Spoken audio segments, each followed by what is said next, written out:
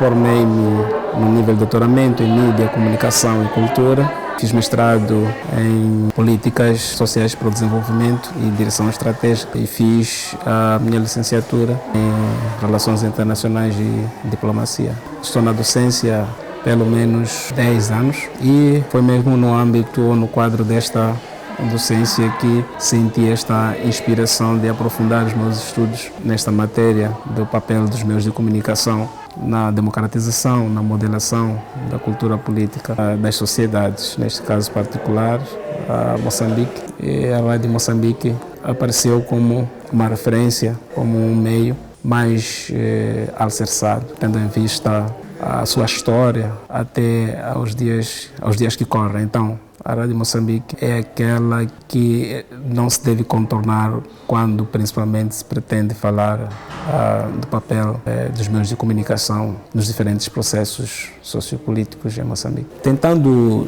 justificar o porquê a Rádio Moçambique, porquê se calhar a província, porquê trazer lá a questão política, a Rádio Moçambique, como dizia, é um ator incontornável quando o interesse é compreender o processo de socialização no nosso país. Ela é uma das poucas rádios que emite quase que em todas as línguas nacionais.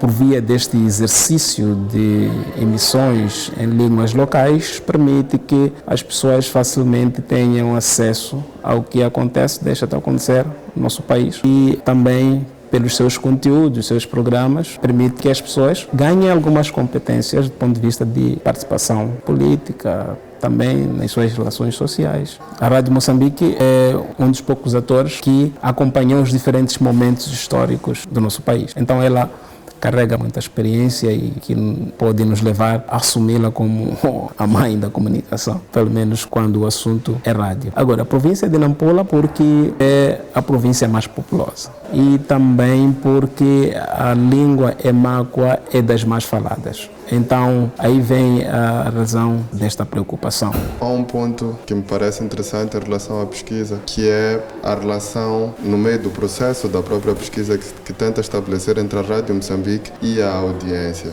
Olhando para a audiência, foi necessário, naquela altura não existiam esses estudos, pelo menos pessoalmente eu não tive acesso, se existia eu não tive acesso a esses dados, mas alguns recursos permitiam compreender pelo menos o alcance, a cobertura, neste caso, permitiam compreender que tipo de facilidade as pessoas tinham para poder receber, permitiam compreender que tipo de mecanismos tinham para participar em alguns programas. Uma das fontes, o Instituto Nacional de Estatística. Então, por via do censo, daqueles documentos todos, foi possível, pelo menos, verificar, pelo menos, a distribuição dos aparelhos receptores, as condições sociais que existiam na altura, neste caso, a eletricidade, o nível de escolaridade, a facilidade de tipos de receptores, a forma de funcionamento, como é que os jornalistas da Rádio Moçambique faziam esta verificação sobre a recepção. Aqui nós encontramos vários aspectos. Um dos elementos que eu encontro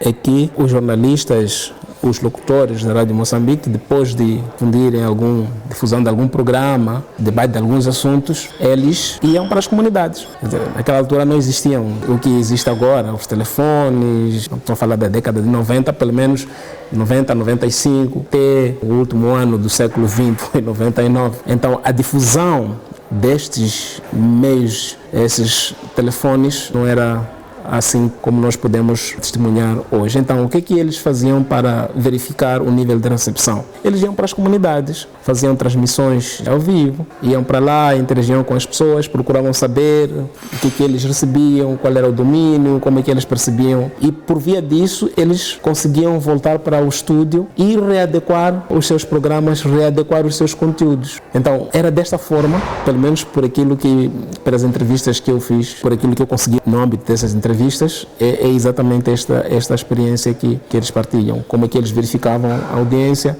como é que lidavam com a audiência, como é que davam acompanhamento a esta audiência, era mais ou menos nesta linha. Interessa-nos também a perceber duas coisas, que é o horizonte temporal desta pesquisa em particular e também, do ponto de vista metodológico, qual foi o caminho que optou para poder materializar essa pesquisa e ter as respostas que pretendia. O horizonte temporal, o meu estudo parte de 75 a 90, mas é verdade que não precisei de trazer todos os elementos que marcaram esses espaços, só peguei aquilo que interessava para a minha pesquisa. Este período, 75, 90, primeiro oferece as condições sociais das pessoas a quando da independência. Estamos a falar que de 75 até 90, na Constituição de 75, nas suas condições, o modelo de sistema de ensino na altura era muito diferente e este sistema de ensino projetava um certo tipo de homem,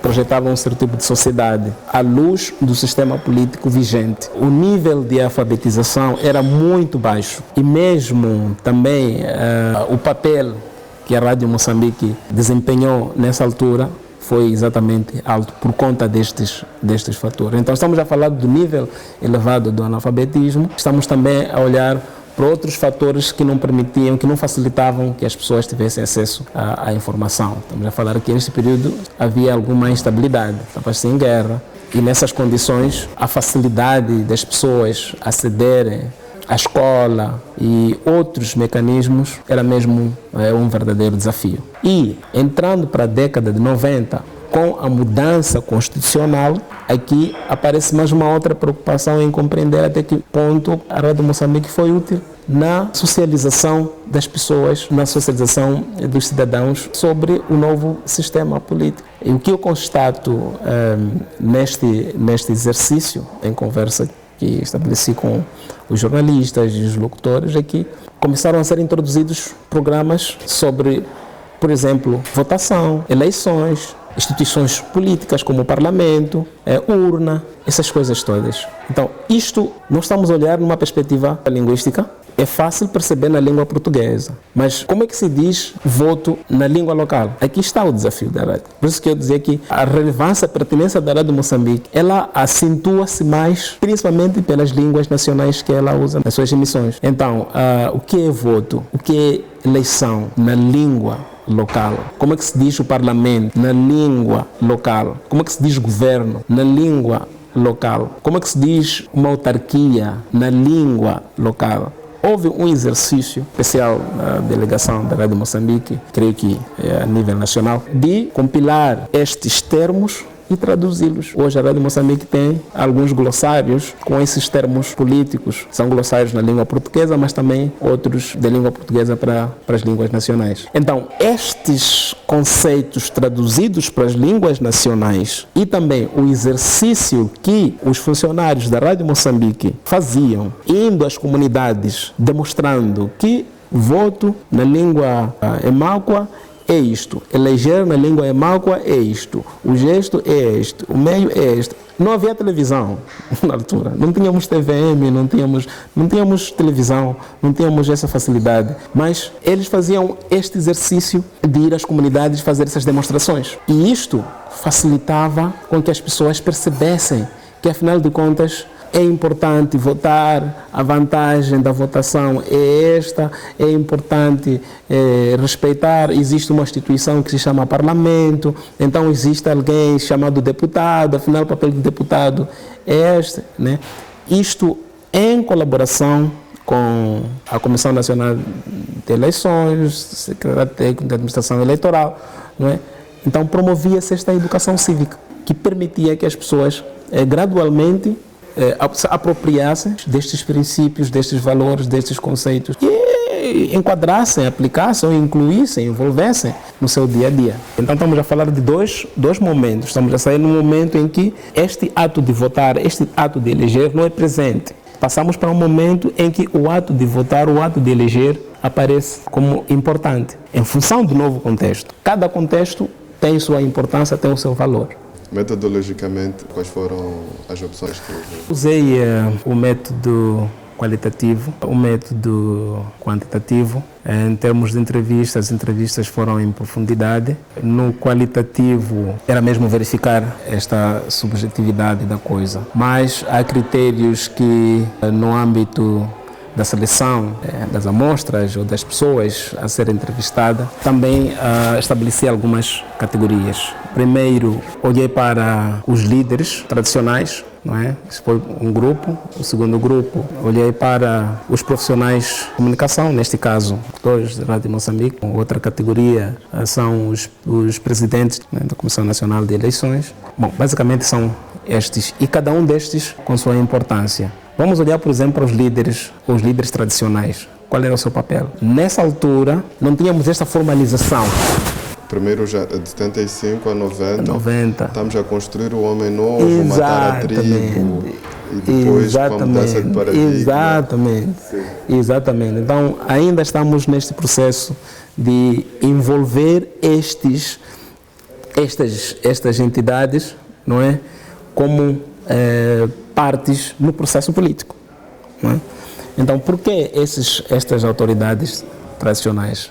Essas autoridades, elas têm um poder mobilizador, têm uma certa legitimidade nas comunidades. Quer dizer, um líder, naquela altura, não sei, hoje, estou a falar da minha tese. Se um líder decidisse que a população não optasse por uma determinada agenda, ela não optava. Por quê? Por causa do conjunto de vínculos que esta população tinha com aquele líder tradicional. Estou a trazer questões culturais, valores culturais que concorrem para a construção da coesão dentro destas comunidades. São linhagens, não é? São alguns clãs, são famílias alargadas, não é? Que vivem, por exemplo, num determinado espaço. São 2, 3, 4, 5 hectares ou mesmo 1 quilômetro. Estas pessoas vivem aquele espaço que lhes pertence. Alguma entidade que eles veneram, que eles respeitam, que eles invocam, são os seus antepassados.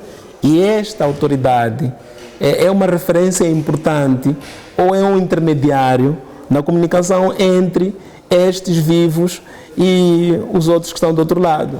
Então, a sua legitimidade neste cenário é muito forte. Então, você não tem como excluir estas pessoas quando a preocupação é compreender como é que determinadas agendas políticas acontecerão ou deixarão de acontecer.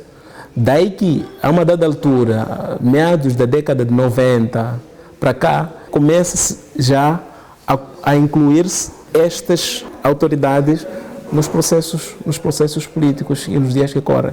Estou a trazer a importância destes senhores.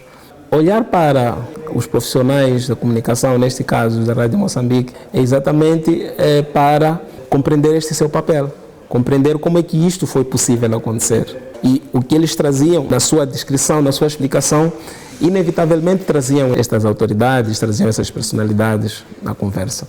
Olhar para os presidentes da Comissão Nacional de Eleições, eles permitiram perceber como é que, mais uma vez, a Comissão Nacional de Eleições trabalhou naquele contexto. A Comissão Nacional de Eleições trabalhou sempre em parceria com a Rádio Moçambique. Tinha aqui os programas, panfletos, né? Aquele projeto todo de educação cívica. A Rádio Moçambique recebia isto e fazia o seu trabalho. Mas o que saía da Comissão Nacional de Eleições geralmente saía na língua portuguesa. E na Rádio Moçambique tinha que ser retrabalhado e depois ir-se fazer este processo de socialização política. Sugestões daria não só para a Rádio Moçambique em particular, mas para todas as estações de rádio que atuam em Moçambique, tendo em conta o contexto que vivemos e tudo que se aproxima? A primeira sugestão é que as rádios devem assegurar a inclusão. Inclusão tanto em termos linguísticos, em termos de conteúdos, em termos de cobertura. Elas precisam de fazer isso. A segunda sugestão é que as rádios devem ser aquelas que promovem a imparcialidade na discussão de determinados conteúdos. Se nós vamos, por exemplo, a um médico, nós não queremos saber se este médico é de que família, é de que cultura, não queremos saber. Nós olhamos, nós assumimos que vamos ter com alguém que será imparcial, no âmbito dessa imparcialidade dele, vai me tratar como trata os outros pacientes. Então, as rádios têm este desafio. A terceira sugestão é que as rádios devem reforçar cada vez mais o seu apoio na viabilidade dos projetos de governação, não só nos projetos de governação e outros assuntos sociais devem assegurar isso. A última sugestão, existindo tantas outras, é que elas devem acompanhar a tecnologia, devem acompanhar, porque se não acompanham a tecnologia, elas vão sentir sempre alguma ineficácia na sua atuação.